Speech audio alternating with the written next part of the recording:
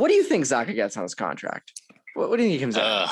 I'll go question of the day. Question of the year. I'll go 3.25. How about that? Because I think he's arbitrary instead of 3. I'll do 3.25. It's good bet. I mean, I almost said it's a good bet. It is a good bet, but that is a reasonable number, and that's also not going to break the bank. Because again, I mean, he was it was a $3 million qualifying offer he was supposed to get, so it's coming above 3. Yeah. I would say that 3.25. I was worried for like a second. I don't know why I was thinking this, but I was like, I wonder if they're going to do what they did with like Charlie Coyle, where they give him this long-term deal, hoping, because Sweeney kept mentioning. Yeah. Sweeney kept mentioning he's got this ceiling. We think he's got so much more to give, and they felt the same way about Coyle. And I was sitting there going, wonder if they're going to give him like a 5-year deal worth like 4.9 or 5 million, where it's like that's a huge ask, because they have not been good with those contracts the past couple of years. It's funny because like you look at contracts like Coyle and Carlo, at the time those look good. And then it was kind of based off like we expect a lot more. We're kind of betting on them in a sense, and it just hasn't really panned out. So hopefully for their cap sake, they do, 1 to 3 years. It'll probably, I would imagine it would be around that at like 3.25. They might do a whole thing where they say, hey, we're going to give you a 1-year deal, 3.25, prove yourself.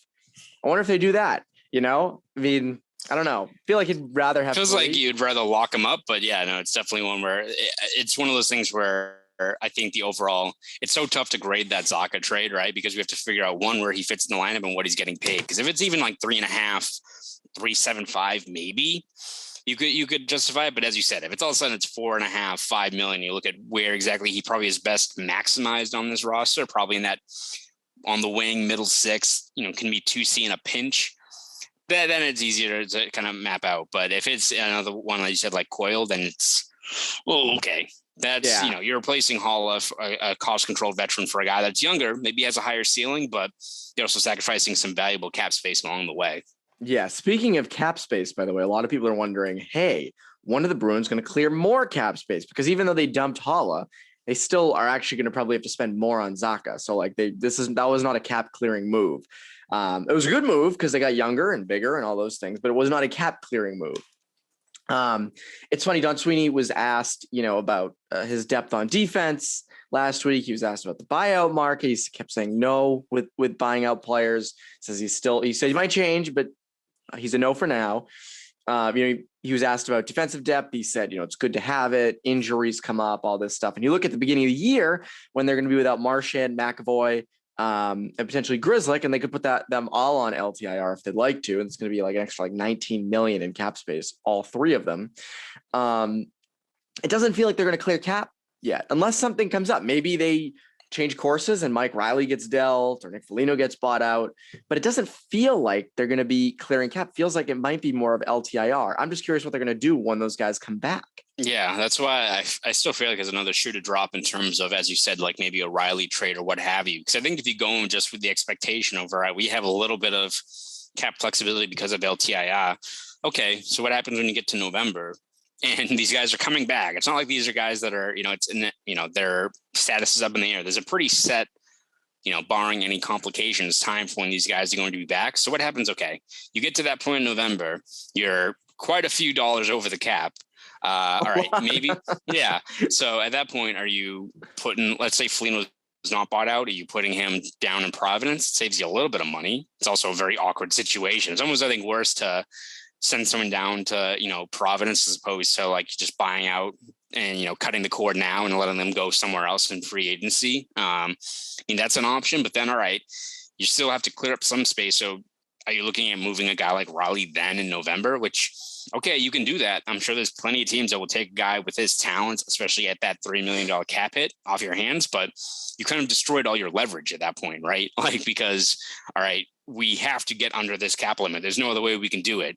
What's holds a team from then playing hardball with you and be like, all right, we'll take Riley. He's a good player for a 4th round pick, right? Yeah. Like, even if it's, you move him now and it's a 3rd rounder or something like that, you're still hurting your value a little bit in terms of not taking care of it now as opposed to later. So I know Sweeney said that, they're not looking at, that defense is important, all that stuff. That's true. But also you have Zaboral and Ashan and all these guys here, you at least have bodies. Like, yes. And when it comes to the most pressing issue.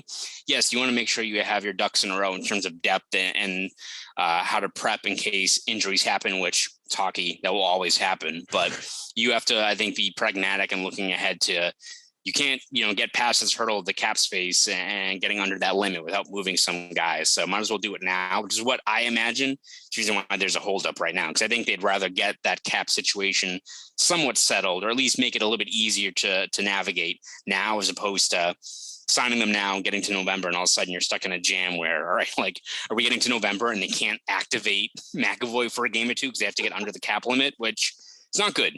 You'd rather not have that happen. So I have to imagine they're still assessing their options now, as opposed to pushing that kind of down the road, because sooner or later you got to deal with it. Yeah. And again, even at depth on D, they have so many on the left side. They got like nobody on the right. You're going to have, so Conor Carrick is going to be like your everyday third pairing right shot defenseman until McAvoy comes back.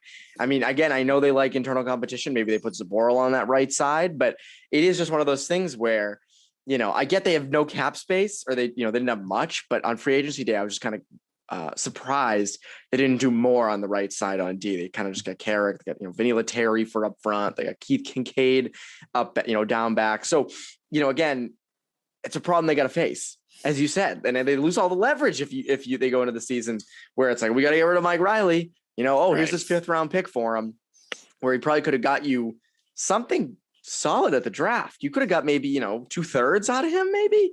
The other thing is you have to wonder, like, they have a lot on the left side at the start of the season. Is Riley going to even be playing every day to start the year? Like, then you've kind of dwindled his value even more, where it's like, yeah, he's played, 12 games so far this year. And, you're not exactly getting someone, someone who's, in the middle of a heater, he hasn't played much this year. So it's an interesting thing. Luckily it's not our job. We just get to sit here and judge it. We don't have to actually do the cap gymnastics. We can sit here and go, hey, this is what you should do.